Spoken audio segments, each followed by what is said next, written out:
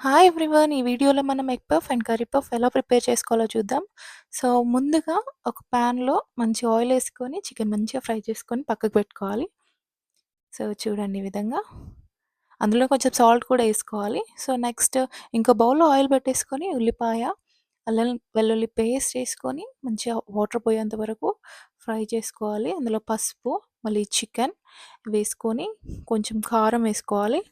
So, కారం వేసుకొని మంచిగా కలుపుకొని ఒక 2 నిమిషాలు అలా మూత పెట్టేసుకొని మంచిగా కారం మొత్తం పట్టేలా చూసుకోవాలి. సో, నెక్స్ట్ ఇది చికెన్ పఫ్‌కి. సో, నెక్స్ట్ మనం ఆహ్, ఎగ్ పఫ్‌కి సో, ఇందులో ధనియాల పౌడర్ ప్లస్ కొత్తిమీర కూడా ఏసుకోవాలి. నెక్స్ట్ ఎగ్ పఫ్‌కి అలా ఆయిలేసుకొని పచ్చిమిర్చి, మళ్ళీ ఉల్లిపాయలు, సో, ఉప్పు ఇవన్నీ యేసుకొని మళ్ళీ కొంచెం అల్లం వెల్లుల్లి పేస్ట్, పసుపు వేసుకొని మంచిగా కలుపుకోవాలి. సో, అందులోనే కారం గూడా ఏసుకోవాలి. వీడియోలో చూపిస్తున్న విధంగా కలుపుకొని అందులో ధనియాల పౌడర్ ఏసుకొని మంచిగా ఉల్లిగడ్డ మొత్తం మంచిగా ఫ్రై అయ్యేలాగా పెట్టుకొని పక్కకు పెట్టేసుకోవాలి. సో, ఇప్పుడు మనం ఈ పఫ్స్ అనేవి బయట కొనుక్కొచ్చాం డైరెక్ట్‌గా. ఇంట్లో అయితే చేయలేదు. సో, చూడండి అలా దొరుకుతాయి మనం. ఒక్క దాంట్లో 6 పీసెస్ అయితే వస్తాయి. అలా కట్ జేసుకోవాలి. సో, ఇంతకుముందు మనం చేసుకున్న ఎగ్ పఫ్‌ది ఆనియన్ ఉంది గదా! అది అలా పెట్టేసుకోవాలి.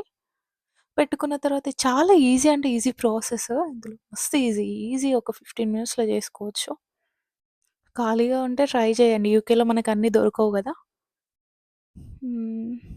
ఇలా ఈజీగా చేసుకుంటే చాలా అంటే చాలా ఎగ్ పఫ్స్ ఒస్తాయి. సో, ఇప్పుడు మనం చికెన్ పఫ్‌కి తయారు చేసుకున్నాం గదా! చికెను అదేసుకోవాలి.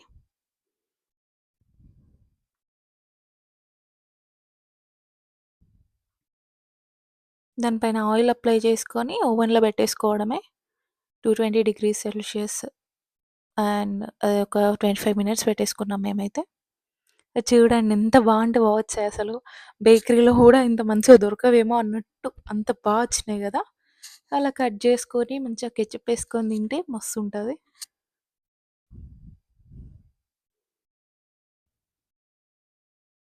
చూడండి మా అన్న వాళ్ళు ఎట్లా రివ్యూ ఇస్తున్నారో.